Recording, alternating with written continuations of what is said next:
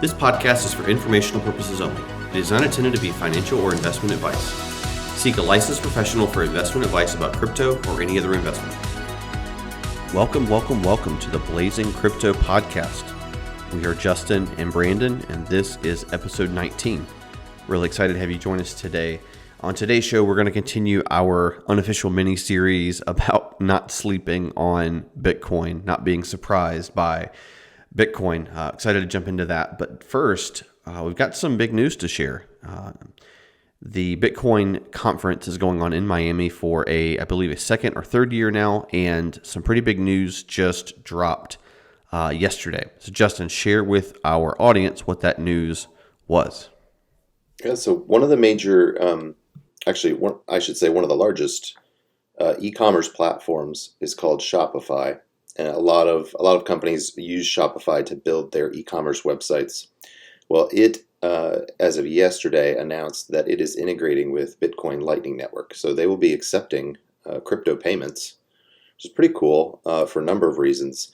Not necessarily just because people will be able to spend their Bitcoin on whatever, buying toilet paper or whatever they want to buy with it. But I think the big thing there is the big players in the e-commerce space in the world are recognizing crypto for what it is, Bitcoin for what it is, and saying, hey, this is legitimate. We are going to build our software to integrate with these systems. So it's a massive sign of adoption, a step towards adoption. It doesn't necessarily mean that Bitcoin's going to hit $1 million tomorrow. That's not the point. But as crypto adopts into the world, it has to go through a lot of different hurdles, and this is a hurdle that I would consider one of the major ones, which is pretty. It's a really good sign. Yeah, really, from day one, people would say, that sort of argue or fuss that Bitcoin would never be able to. Kind of the key word here is settle. It would never be able to clear fast enough. So the joke about waiting, 15 minutes for your coffee at the coffee shop or 12 and a half minutes for your order at McDonald's. And it was a fair criticism. And even there was we've talked about in the past, Bitcoin Cash was sort of a derivative project that forked off of the Bitcoin mainnet because they were afraid that Bitcoin wouldn't even make it if it couldn't handle this quote unquote problem. And so, the Lightning Network has built a layer 2 kind of language we've used in the past. So layer 2 built on top of Bitcoin to basically offer instant settlement. Now, the settlement does happen off chain, and then it's later merged, batched, whatever the operative word is. But really exciting. Largest e-commerce provider, correct? Is it largest e-commerce platform yes. Now accepting Bitcoin via the Lightning Network. So again, really cool to see real life use cases, global adoption, and again, these layer 2s being built on top of layer 1s like Bitcoin, Ethereum, Solana, AVAX, again, that are sort of like scaling out the value of these networks. It's really, really, really, really, really great to see. Now, we don't expect people to actually be spending their Bitcoin. That's not really the point of this. But again, like Justin said, you have to have the rails, you have to have the infrastructure to see global adoption, right? As even frankly, a number of use cases begin to take hold. It's sort of like depending on what audience you are is actually sort of deciding or determining what your interest and use case in Bitcoin is. Yep. All right. Well, happy to communicate that news to you. Again, the rate and acceleration of global adoption and development and integration is staggering, stunning, fantastic. On today's episode, we're going to continue a mini-series, like I mentioned, about, I need to come up with a better name for it, but don't sleep on Bitcoin. Bitcoin has become a household name. And I think, again, from last week, if you listen to our episode 18, I almost think that's a danger. Because people either assume it, they take it for granted, they think that everything that happens in crypto applies to Bitcoin, and everything that happens to Bitcoin applies to the whole of crypto. And last week, Justin, I think we made a pretty impassioned plea or case that is not the case, and people need to be sort of mindful of those differences. And the statement we made last week, which I did have someone sort of correct me on, one of our audience members, but it was intentional. Bitcoin is crypto, but crypto isn't Bitcoin. And yes, technically, it should say all crypto isn't Bitcoin, but the point was trying to get people's attention. I think it was successful. You cannot intermingle, mix and match. It's not a one-to-one. That was the point. The provocative statement number 2 for this week is you should actually treat Bitcoin more like land than you do another altcoin. So treat Bitcoin like land, which is not I don't think land is a digital token last time I checked. Treat Bitcoin more like land than you do another altcoin. So Justin, land the plane. Why would we even say that? And why would we sort of say that in a don't sleep on Bitcoin kind of way? Well, let me start off with a quote. I was listening to a podcast. This is a few months ago. I think it was around December. And Anthony Pompliano, he's one of the major podcasters that I follow in the crypto space. He had Kevin O'Leary on his show. Kevin O'Leary, you've probably heard the name before. He's on Shark Tank. He's a big investor. He's worth hundreds of millions of dollars. And they were talking about Bitcoin, and specifically as it relates to institutional adoption. And Kevin actually had this to say. It was a really good statement. Institutional investors have shifted the way they view Bitcoin. It's no longer a currency. Now they see it as property.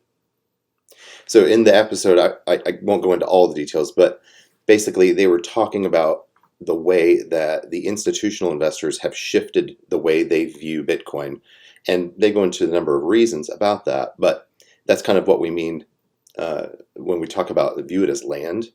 A big reason why I view it as land is because that's what the institutions are shifting their mindset to see it as. That's a really good sign. So we'll get into some of the reasons as we get through the episode. But to me, a big reason for that I have for viewing it as land is linked to the finite supply, right? So it's most like land when it comes to that aspect of Bitcoin, and that there's only so much land and there's only so much Bitcoin. Yeah, absolutely. And again, with land, right? The more the U.S. population, that's not even the point. The more global the world population grows, again, assuming we don't end up in Mars in 20 years or whatever Elon Musk wants to do. I mean, whatever, right? I don't even know. I don't even have an opinion on that. I don't even know what to think about that. But the point is, the more the population grows at crazy rates, and the older people get, et cetera, they're not going to create more Bitcoin. They're not going to create more land. And so the point is not to think about like Bitcoin as a piece of physical property. What we're trying to communicate is on a spectrum. Okay, we've got in crypto, we have I'm going to use an example of a really good project. There's a privacy token called Zcash. ZEC is the tag. There's a privacy token called Zcash. I'm making the case, Justin, you're making the case that Bitcoin should be treated more like a quarter of an acre in Manhattan than owning 15 Zcash. Yeah. And not simply from what it's currently trading at today, but more so what it unlocks, what it enables, the amount of demand, the scarcity, and frankly, the provable scarcity, right? Yeah. So one big point, you mentioned the finite supply dynamic. We talked about last week. 21 million is all that will ever be issued. We just crossed 19 million minted into supply, I think around the time that we even published last week, Friday or Saturday. And that's sort of built into the code, built into the software, sort of irrevocably changed. You'd have to have someone own more than 51% of the Bitcoin network to sort of publish a change to that. So not technically impossible, but almost impossible. And again, the real estate goes up not because houses are getting nicer. Yeah. In fact, they're probably not getting nicer. They're getting less nice if you've bought a new house in recent Trust years. me, my crappy little house is getting more expensive with every month that goes by right now. Yeah, it's going up because there's Yeah. more people, but there's not more Yep. land, Exactly. right? It's not that we can't make more bricks. It's because of the land, and obviously, again, where land is sort of kind of fungible, if you will. Bitcoin is non-fungible. You know, Yeah. a piece of land is more or less valuable depending on its proximity to the ocean or the lake, or again, if you live in Manhattan versus Staten Island, obviously you understand the difference, even though they're both have New York addresses. Yeah. One thing I wanted to mention here, I mentioned provable scarcity. So scarcity would mean there's just not an abundance of it, and there's sort of more demand than there is supply. That's a sort of a handy definition for scarcity. Gold and silver, so take metals, bronze, copper, whatever you want to say.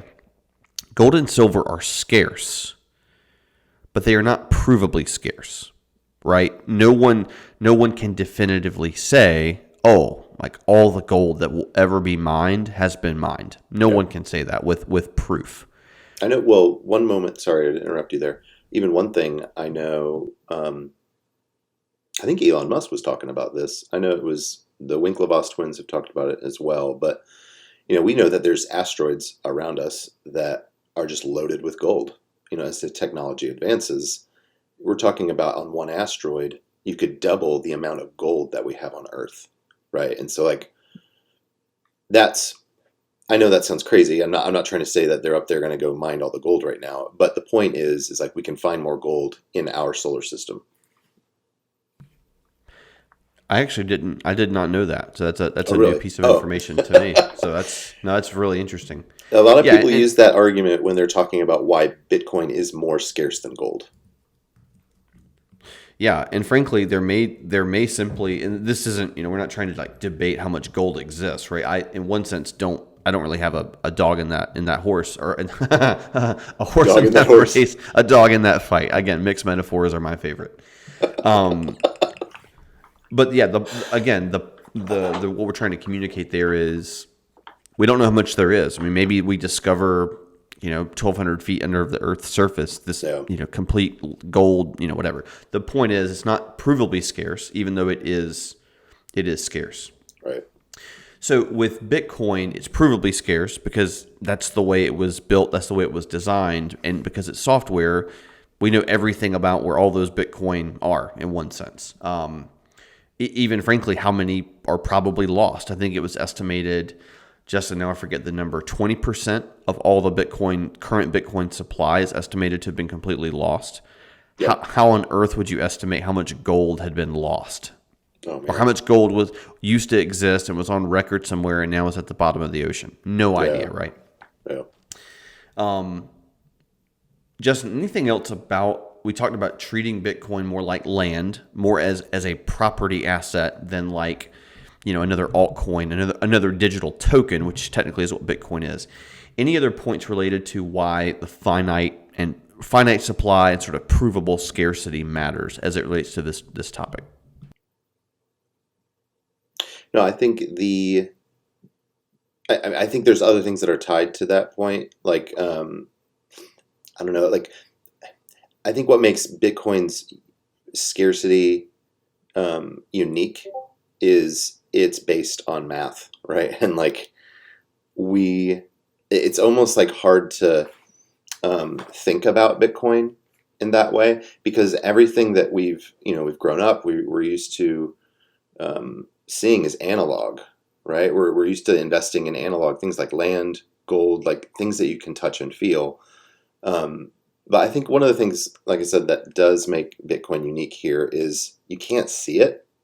And that makes it, I do think that makes it very hard for, especially older generations to really grasp a hold of that. And the younger generations, it's just easier for them to see that because that's the world that they grew up in.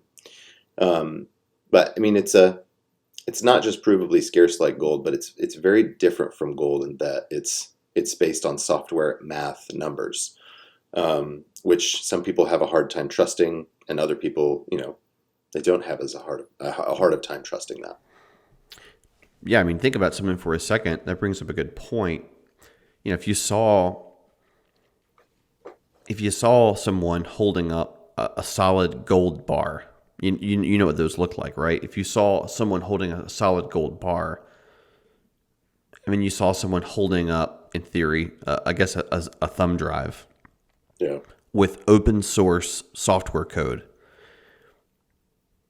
I mean, it's not really even a debate of which one you would think was more valuable. Right. I'm going to set up our next episode with a statement, and then we're not going to talk about it in depth, right? I'll control myself. I'm going on mute right now. This is something that I'll tease this out for the next episode. I think this is really, really, really, really, really important. Bitcoin solved, or Satoshi Nakamoto, the creator of Bitcoin solved a problem that people didn't know existed in a way that people don't understand. And I would say that is in large part both of those pieces, right? Both of those pieces are big reasons why we didn't see immediate adoption on Bitcoin. It's almost like if you could have manufactured, or like if you had figured out a way to clone gold, Yeah. or you found another property that had gold-like qualities but was more scarce, like you would have buyers immediately because people understand it. It's like something that they already know. But again, Bitcoin solved a problem people didn't know existed for 12 years. And it did it in a way people don't understand. And again, that sets up the next episode. We're going to talk about why that's so important. But Justin, let's jump back to your comment about real estate. And we're going to dig into here why Bitcoin is specifically valuable in a way that other altcoins are not, as it relates to this whole land real estate analogy. Mm-hmm. I remember I was talking with somebody, and you and I have had, a number of conversations with people, and probably thought this ourselves a time or two. Let's just say they had $500. So, a modest amount of money. They had $500. They wanted to buy crypto. They look at all of their options. I forget now exactly how much $500 would buy you of Bitcoin, but I know the first two digits after the decimal place are zeros. So it's 0.00 something. Yep. It might even be 0.0009. I forget exactly. That's probably too many zeros. You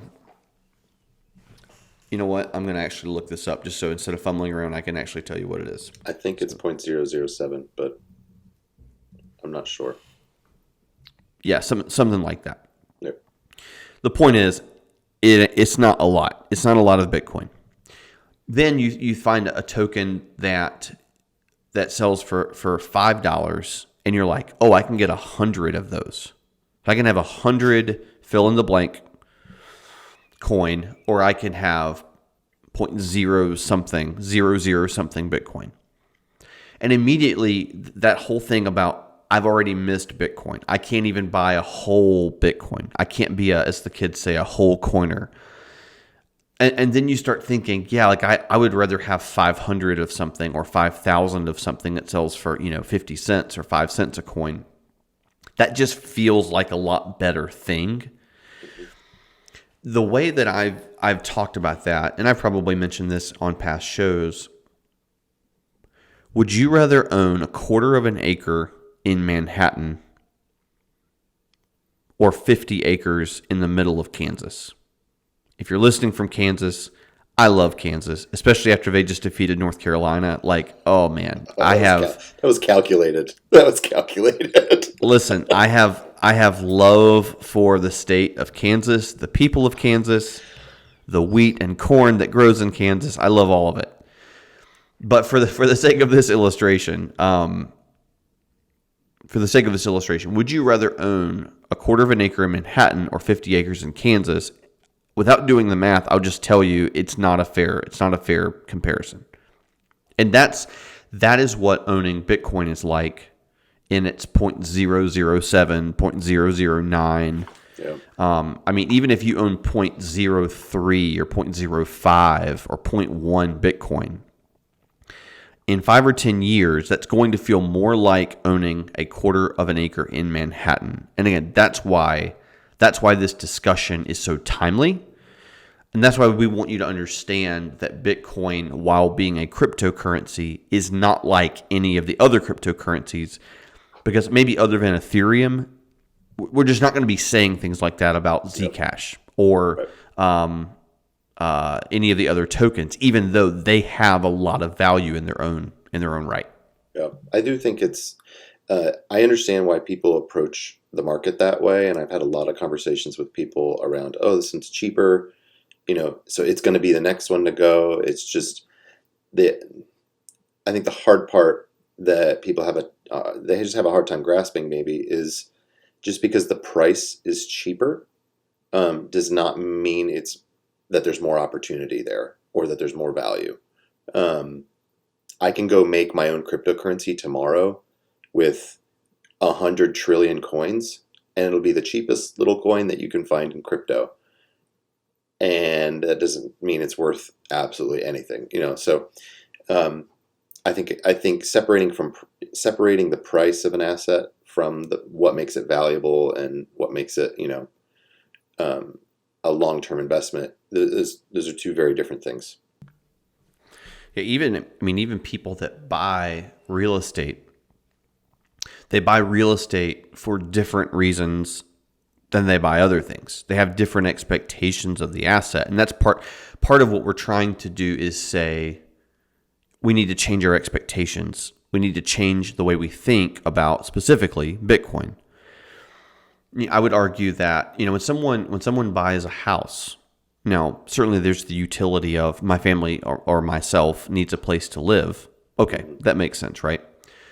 We buy land. There's at least a subconscious understanding that these things go up in value over time, which is why we borrow U.S. dollars, right? Because this thing is deflationary. U.S. dollars are inflationary. All right, but we think about it differently. For instance, if I bought a house, and if in 3 years it had gone up 50% in value, which isn't terribly different than what we've seen in Greenville, I'm not looking to trade my house. I'm not looking to sell my house on the basis that it went up in value. Now, if I bought a sports collectible and it doubled in value in a year, and someone offered that to me, I might be willing to let go of it just because it's a easy way to turn a dollar.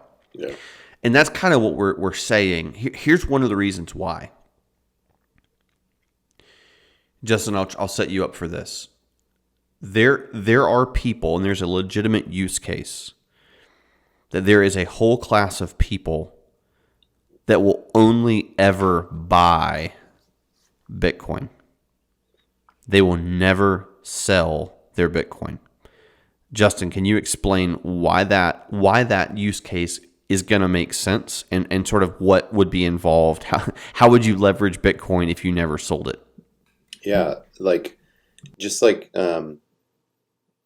so without getting into all of the numbers, a lot of people that have more wealth than I do, I'll just put it that way.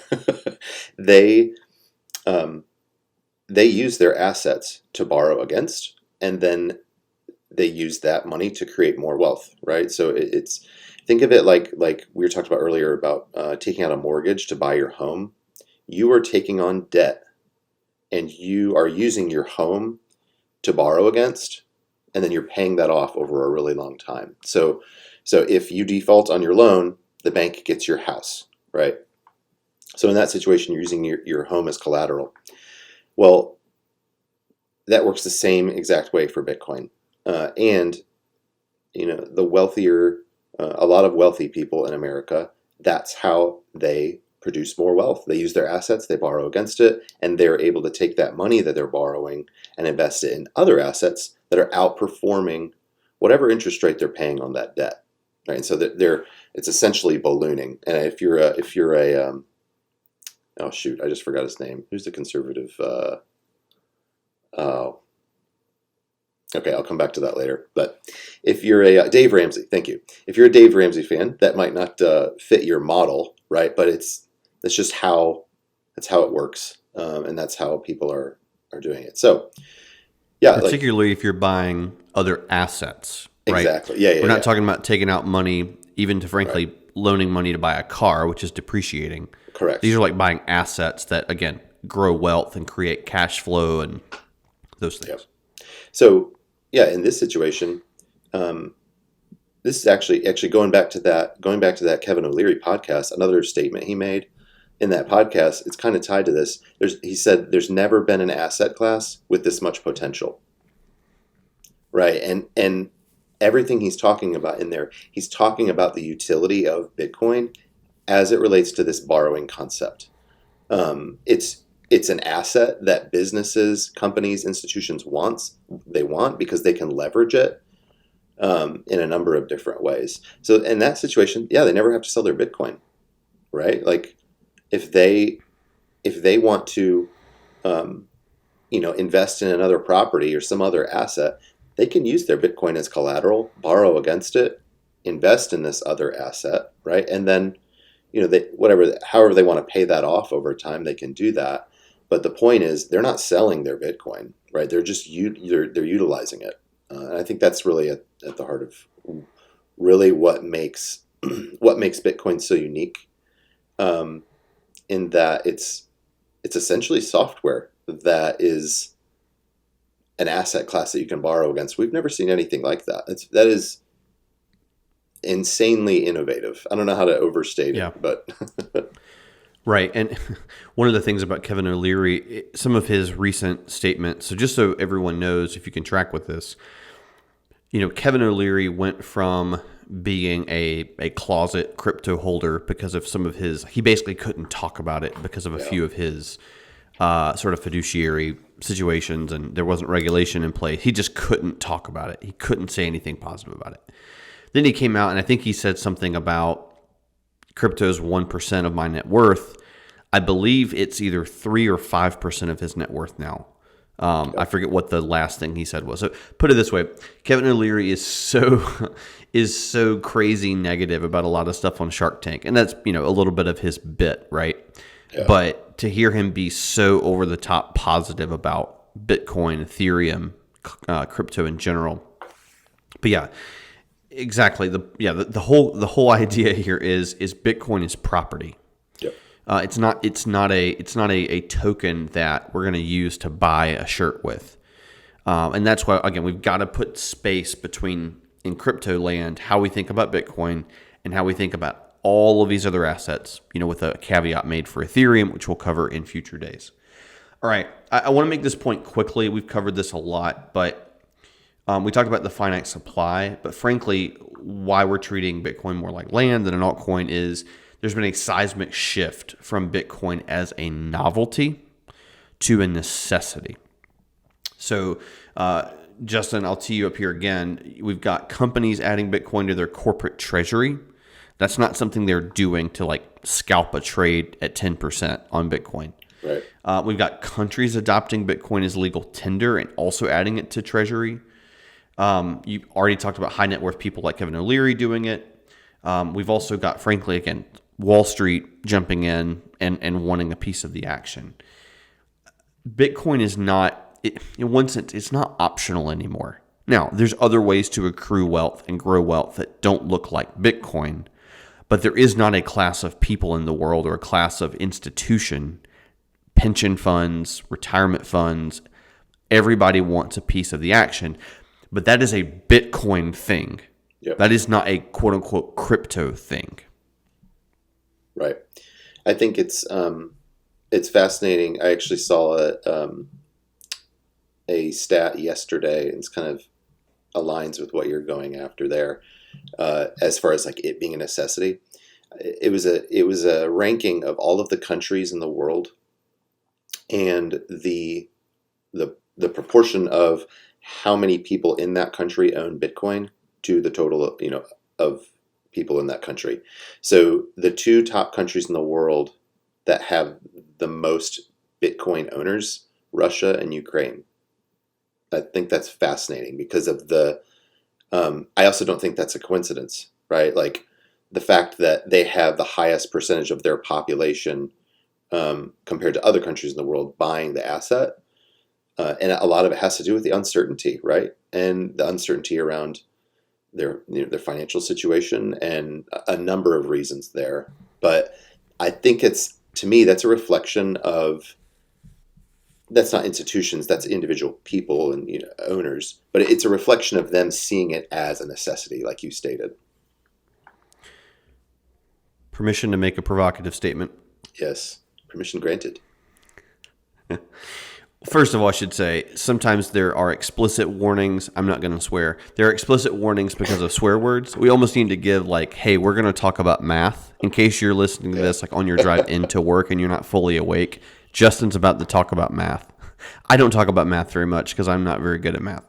No, the provocative statement is, I'm sick and tired and exhausted with people talking negatively about how volatile and risky Bitcoin is. Oh, yeah. You know what's risky? Fiat currency is risky. Fiat currency is you putting your livelihood and your net worth in the hands of a government that, frankly, won't mention names, may or may not and probably doesn't always have your best interest at heart, and simply is going to print more of it without your permission. Yep. So, like I said, I'm a little bit tired and frustrated and irritated with people talking about negatively about how volatile Bitcoin is. Because frankly, the volatility, if you're not I don't want to say if you're not an idiot. If you haven't bought at the top and sold at the absolute bottom, which some people do, if you haven't done that, the volatility is on your side. And people from Russia and Ukraine, Nigeria, Venezuela are not going, oh man, Bitcoin's volatile. No. In their situations, Bitcoin it's not even, like, stable's not the right word. It's only positive. Yep. It's like, oh my goodness, this is my way out. Yep. Or this is a lifeline for me. Yeah, same thing. And I'll mention a few other countries that were up there just to give you an idea. Nigeria, Venezuela, like, countries where, they're being oppressed by other countries or their own governments, like you name it, they don't care about volatility, right? They just want something that at least holds value over time, for crying out loud. You can't just watch all of your wealth, be printed away. Yeah, and that's what I mean. It's like, I'm not saying Bitcoin's not volatile. No, Bitcoin is volatile. It's just, normally it's volatile in the positive direction. Yeah. It's just like, again, I mean, if you held a savings account, you've lost 20 to 30% of the buying power of that money in the last 18 months. So your US dollar in theory has gone down almost 30% in value, and you just haven't noticed it. Yep. So the idea we're trying to communicate is, Bitcoin is an opt-out, and it's really the first ever opt-out for a lot of people. But people are seeing value in it, and it's something that, again, we've shifted from novelty to necessity.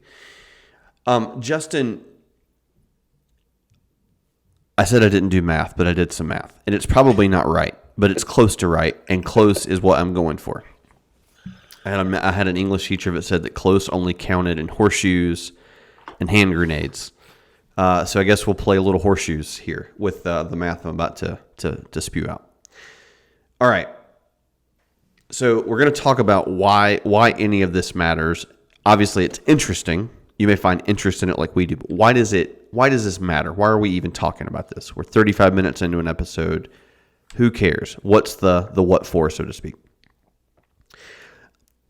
I don't put this forward as a use case. I put it forward as a model for understanding. So take it as just a scenario, but it paints a really interesting point. All right, there are 56 millionaires in the world at current moment. 56. Sorry, Not 56. 56 million. I apologize. I missed it by 7 zeros. 6 zeros. Oh my goodness. Let's start over. There are 56 million millionaires in the world. Let's just say in a scenario where all the Bitcoin was available for sale, and it's not. I'm not selling mine. But all the Bitcoin in the world was for sale, and 56 million millionaires each bought an equal amount of Bitcoin. I'm going to factor out the fact that 20% of it is estimated to be lost.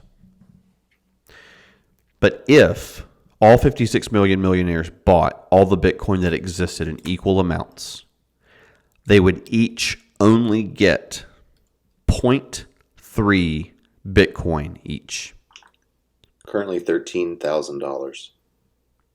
So a millionaire, again, that's not that scenario will never happen, right? Where everybody lines up at one time. But the point is,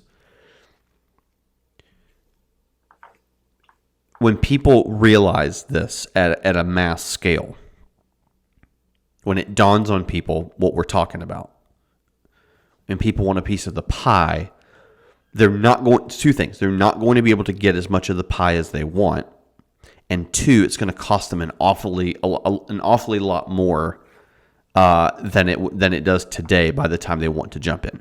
Yeah.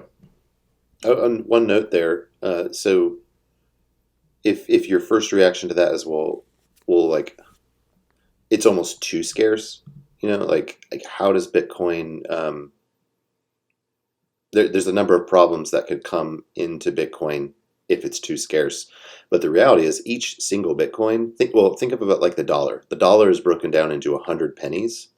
Well, each Bitcoin is broken down into what are called satoshis, and it's 100 million satoshis equals one Bitcoin. So each Bitcoin is able to be broken down into 100 million different little parts. In our land analogy, think of it as the land can be broken down into 100 million little tiny parcels of land. I love the word parcels. It's so yes, good. for a number of reasons. But the point there is it's scalable. Even with its scarcity, it's still scalable. And that point is really important, especially as it relates to whatever the vision is. Let's say 50 years down the road, Bitcoin is, so insanely expensive that no average person will ever be able to accumulate an entire Bitcoin. It almost sounds like a different universe. But in that scenario, people are going to be talking about Satoshis. They're not going to be talking about Bitcoins. Like, no one's going to ask you how much Bitcoin do you have. They're going to ask you how many Satoshis you have, right? Yeah, the main point there is its ability to scale is very, very high. And that also creates a lot of opportunity for people that don't have a lot of wealth to be able to buy in smaller amounts, right? My first ever Bitcoin buys were in $25 increments. I can't throw $25 at Apple stock. Also, Bitcoin, just for just sake of clarity, Bitcoin will never need to see a stock split, a 7-to-1 or 8-to-1 or 10-to-1. It doesn't need to do that, right? Tesla just went through a stock split or just announced it. Bitcoin never needs to do that because it's nearly infinitely divisible is kind of the operative phrase. So when we talk about sats, we're talking about satoshis. So sort of sats is like cents. It's the divisible quantity or the divisible layer of Bitcoin. So that's what we're trying to say is global demand for this asset. This is almost an understatement, is growing to staggering degrees, staggering levels, and it's only accelerating. Think about this. So we're seeing 7-figure, 8-figure, and 9-figure Bitcoin buys right now from buyers who historically do not sell much of their Bitcoin. Like, they are not buying to trade it. They aren't buying it and needing it to double so that they can fund their next thing. Again, like you said, they'll just borrow off of it. They're not going to sell it. And because they're going to do that, it's only going to drive the value up higher, which increases their their borrowing ability. You see the scenario I'm painting. What happens when 5 countries, not just one or two, what happens when 5 countries buy Bitcoin in a 3-month time frame? Countries don't buy $1,000 worth of Bitcoin. That doesn't make sense. Right. What happens when half of the Fortune 50 companies add Bitcoin to their treasury in the same calendar year? Apple's not going to buy $1 million worth of Bitcoin. It doesn't make sense. Not to mention all the countries that are, or sorry, the companies that Right. in China, I know it's illegal there, or maybe it's not anymore. They keep flipping on It's the illegal issue, to but mine, whatever. at least. Yeah, Yeah. okay, there you go. Like Japan, countries all around the world have entire economies with companies that, will be pursuing this thing. It's not just America, and it's easy to kind of like stay in our little American bubble and not think about it that way. Right. Exactly. We're not talking about a $50 million or $100 million company. We're only talking, when I say Fortune 50, right? We're talking about companies that are worth, their market caps are in the hundreds of billions or trillions of dollars. The point is, those companies are starting to want in, and they're not going to want in for 6 figures or 7 figures or 8 figures of Bitcoin. I mentioned last week, Terra already announced they want $10 billion, and they're a third of the way there already.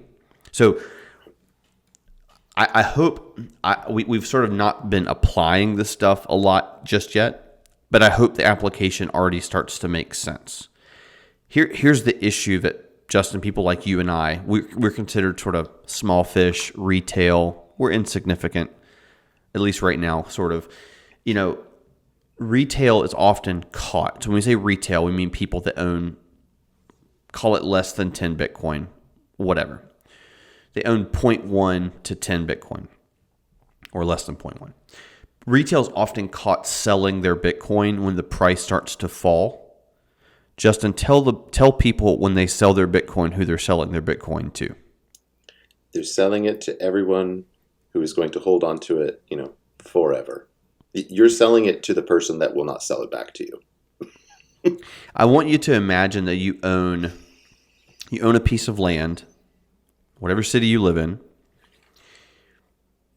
5 miles outside of the city limits.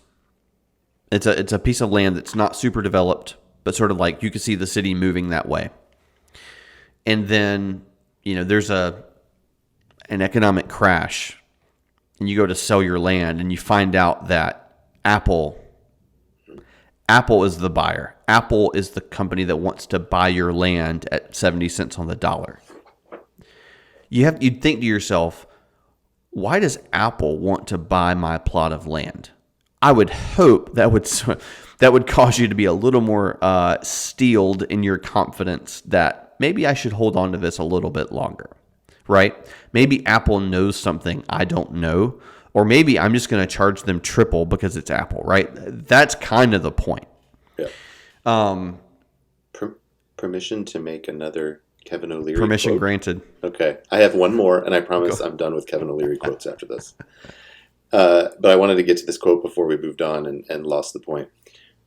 So one of the other things Kevin O'Leary mentioned on that podcast, he said there's trillions of dollars of institutions waiting to get into crypto, but they can't because the regulatory framework isn't built yet.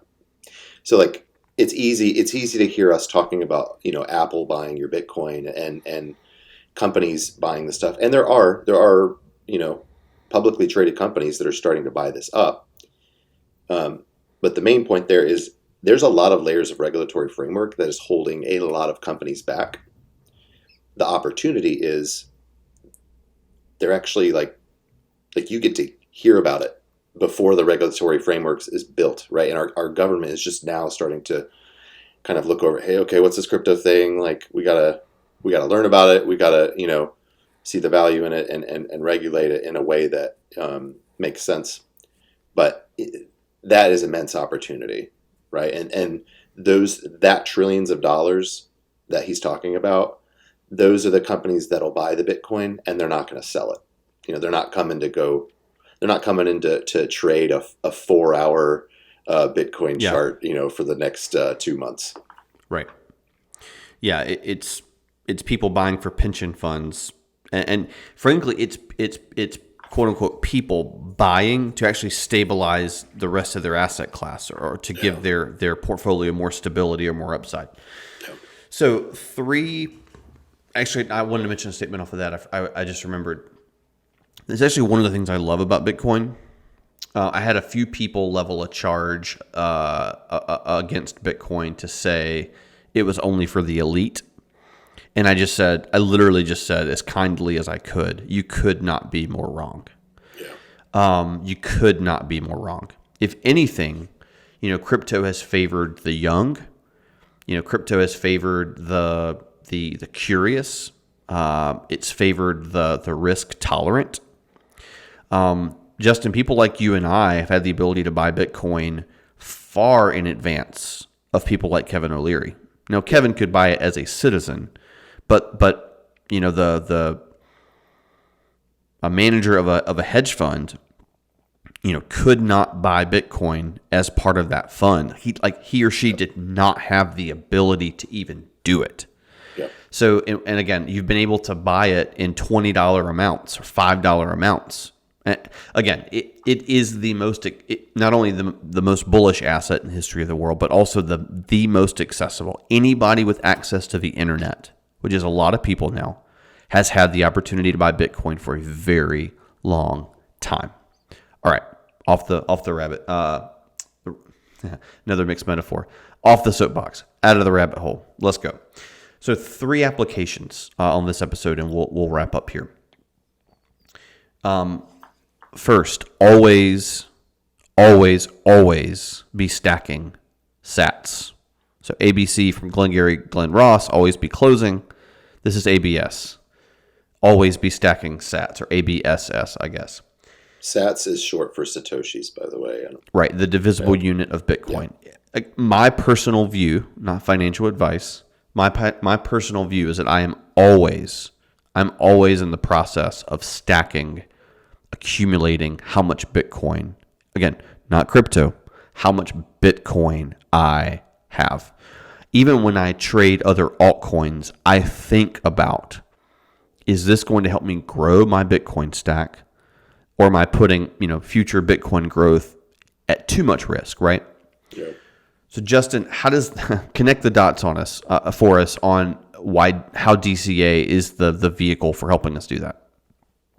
Well, I think a lot of people underestimate the power of buying a little bit at a time, how effective that is.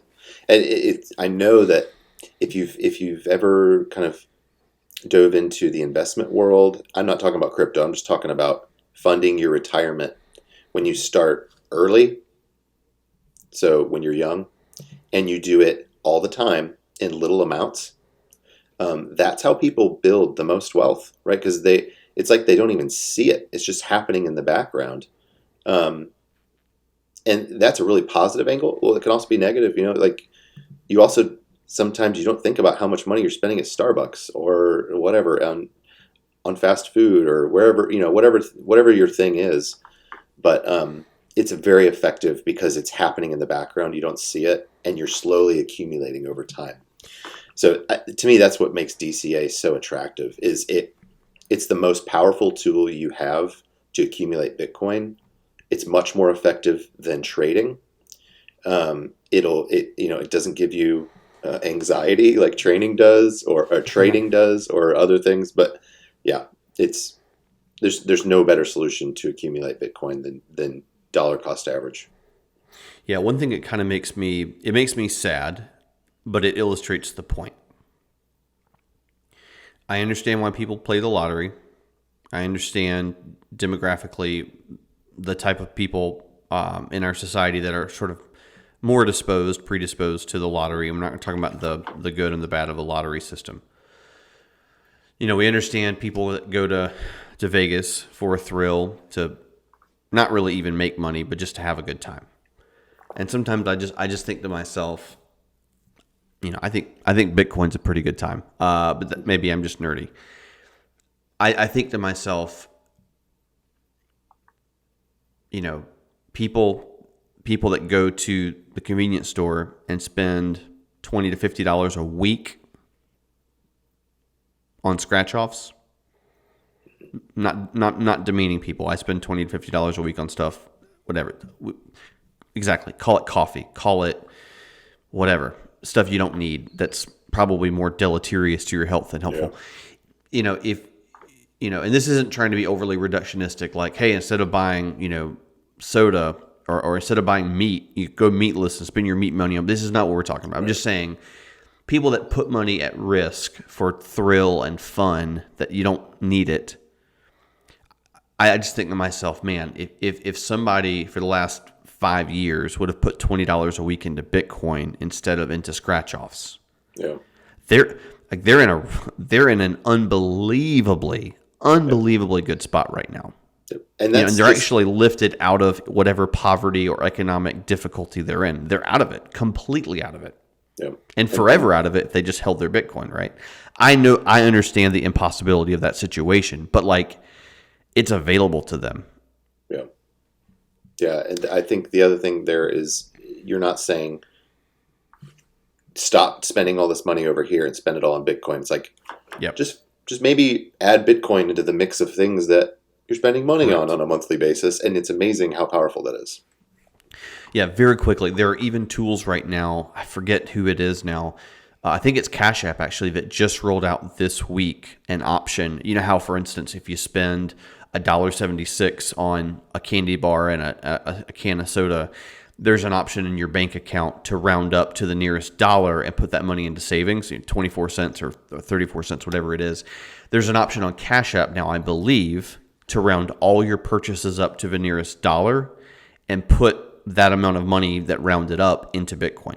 I'm 99% sure it's Square. It's Cash App, which is powered by Square. There you go. Yep. There's also another tool that every time, and Justin, you and I haven't even talked about this. I found out about it 2 days ago, and I need to look into it more. There's another tool that will allow you to buy the dip. Every time Bitcoin drops a certain amount, it will let you get money into the market on those events where you don't have to have orders set up. Anyway, the point is there's ways of stacking sats, and it's my belief, not financial advice. I'm always stacking sats. All right. Secondly, I'll use a quote from Hamilton, the musical. Follow the money to see where it goes. Right. This is a timeless principle. If you want to find out what's going on, follow the money. So just again, quick reminder: watch who is buying. Pay attention. Do not sell your Bitcoin to those people. One caveat I did want to mention. Do not think that, don't say to yourself, oh, like when Apple buys, I'm going to jump on that gravy train. Like I'm going to wait till Apple buys and then I'll catch the wave. By the time you know that Apple bought, or whoever, Google, whoever you want to talk about, by the time you know about it, it's already 2 months old. It's 3 months old. They've been buying for 90 days in small increments to not move the market by themselves. By the time you know about anything, by the time I know about anything, it's already too late. It's already happened. The market's already moved. If you react to it, you're just you're late on the train.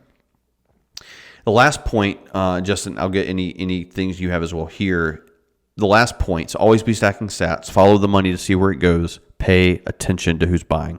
The last point is buy Bitcoin in a way that you don't have to sell it if the price drops 70%. So don't buy Bitcoin in a way where you're over leveraged, and if the price went from 42,000 down to 18,000, you would have to sell it to just recoup, or you can't sleep at night. Like that's actually a massive mistake. So if you're moving money into the market, think to yourself, can I stomach a 50 or 70% drop? Yep. And if you can't, that's probably a sign that you need to sort of reconsider some things. Justin, any final points of application here? Anything to sort of clean up the mess that we made in this episode? No, everyone, thank you for listening to us. Clearly, we just love Bitcoin, and it's been a fun hour for sure. I don't have anything else, but other than DCA, DCA. And don't put in more than you can afford to lose. Yeah. Yeah, again, we're passionate about it. I think to a degree, I feel like Bitcoin is an opportunity to see the future and buy the future, and that's really what we're interested in doing. So, like Justin said, thanks for listening. We look forward to continuing this mini series on Don't Sleep on Bitcoin. So for Justin, I'm Brandon. Everybody have a good Friday, have a good weekend, and we will see you next time. For more information, check out our website at blazingcrypto.io. Additionally, if you have friends that are new to crypto, share our trailhead videos from our website, which is a great way to get introduced to crypto.